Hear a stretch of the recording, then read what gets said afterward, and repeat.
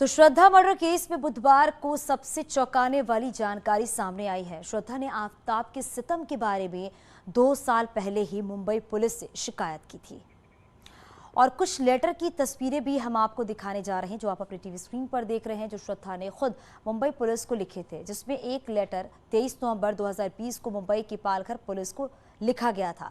Letter में उसने police को बताया था कि उसका लिव इन पार्टनर आफताब उसे मारता पीटता है, अगर वक्त पर एक्शन नहीं लिया गया तो आफताब उसे टुकड़े टुकड़े कर डालेगा।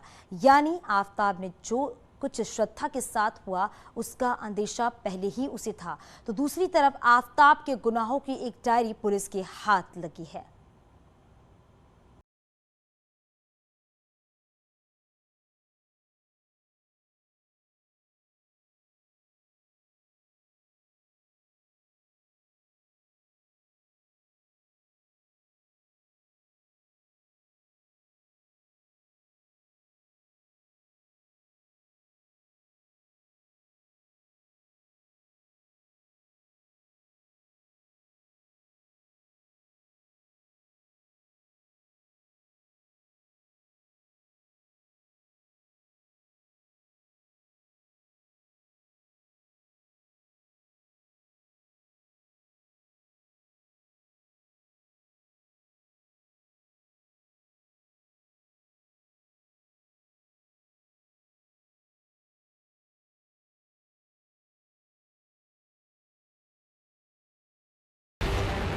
आफताब और श्रद्धा के बीच सब कुछ ठीक नहीं था।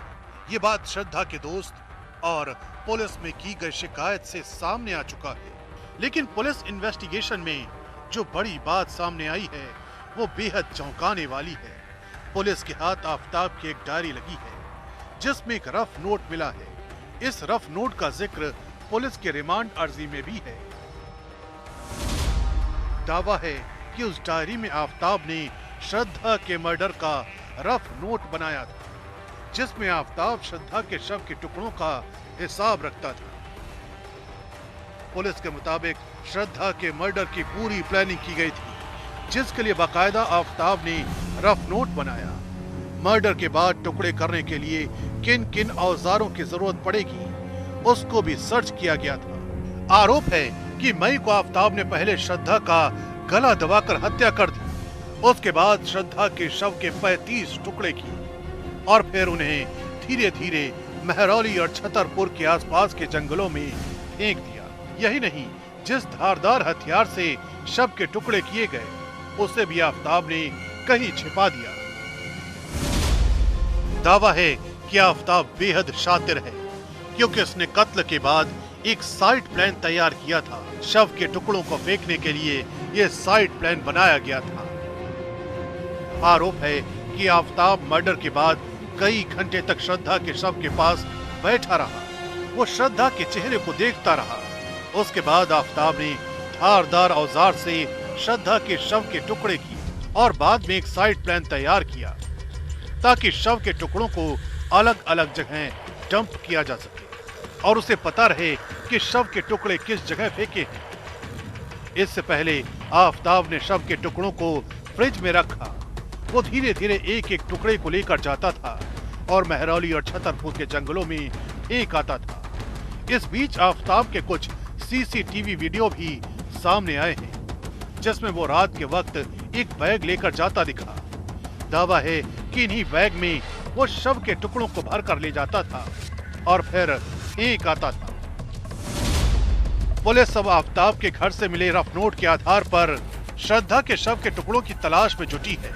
दिल्ली पुलिस की 14 टीम के 150 जवान श्रद्धा के शव के टुकड़ों की तलाश कर रहे हैं। दिल्ली पुलिस ने आफताब और रफ नोट की निशानदेही पर अब तक 18 हड्डियां बरामद की हैं। इसके अलावा एक इंसानी जबड़ा भी बरामद किया गया है। फॉरेंसिक रिपोर्ट के बाद इस बात का पता चलेगा कि इनमें से कितने शव के टुकड़े श्रद्धा के हैं। यही नहीं, पुलिस लगातार श्रद्धा और आफताब से जुड़े लोगों से पूछताछ कर रही है। दिल्ली पुलिस श्रद्धा हत्या केस की हर एंगल से जांच कर रही है। दिल्ली पुलिस ने इस मामले में आफताब के 3 दोस्तों का बयान भी दर्ज किया है जिनमें 2 लड़कियां शामिल रही। महाराष्ट्र के वसई क्राइम ब्रांच के दफ्तर में दिल्ली पुलिस ने तीनों का बयान दर्ज किया। दिल्ली पुलिस इस मामले में अब तक 17 लोगों का बयान दर्ज कर चुकी है।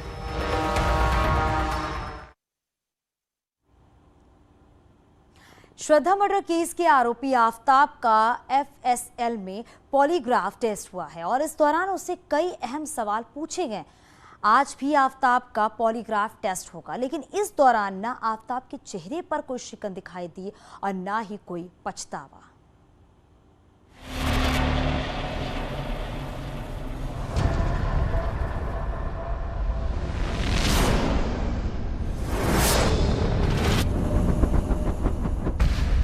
आफताब का पॉलीग्राफ टेस्ट से सामना।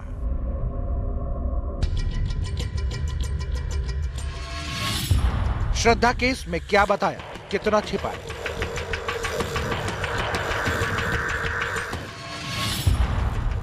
बेफिक्र आफताब का घिनौना चेहरा सामने आया।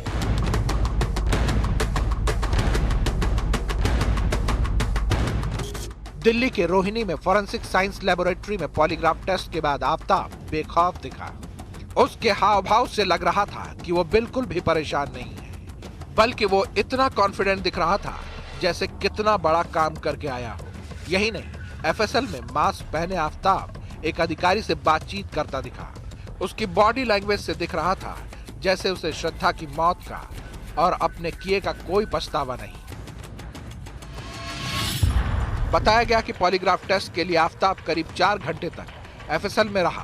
पहले श्रद्धा मर्डर केस में आरोपी आफताब के प्री पॉलीग्राफ टेस्ट किए गए। प्री पॉलीग्राफ टेस्ट में आफताब से 15 से 20 सवाल पूछे गए। आफताब ने ज्यादातर सवालों के जवाब अंग्रेजी में ही दिए। इससे पहले मंगलवार की शाम आफताब को दिल्ली पुलिस एक निजी वाहन में एफएसएल लेकर गई, जहां से उसे रोहिणी के अंबेडकर अस्पताल ले जाया गया। करीब 15 मिनट अंबेडकर अस्पताल में रहने के बाद आफताब के प्री पॉलीग्राफ टेस्ट किए गए। इस बीच एफएसएल के असिस्टेंट डायरेक्टर संजीव गुप्ता ने बताया कि पॉलीग्राफ टेस्ट अपराधी से सच उगलवाने का एक तरीका है, जिसमें 1 हफ्ते का वक्त लग सकता है। मोर देन 1 वीक का टाइम इसमें लगता है जी, तो वो सारे टेस्ट में हो जाएंगे। यानी श्रद्धा मर्डर केस का सच सामने आने में अब पॉलीग्राफ टेस्ट का इंतजार करना होगा। इस बीच दिल्ली पुलिस को आफताब की 4 दिन की और रिमांड मिली है। इस दौरान पुलिस को आफताब की निशानदेही पर श्रद्धा के कुछ और बॉडी पार्ट्स और केस से जुड़े सबूत खंगालने हैं।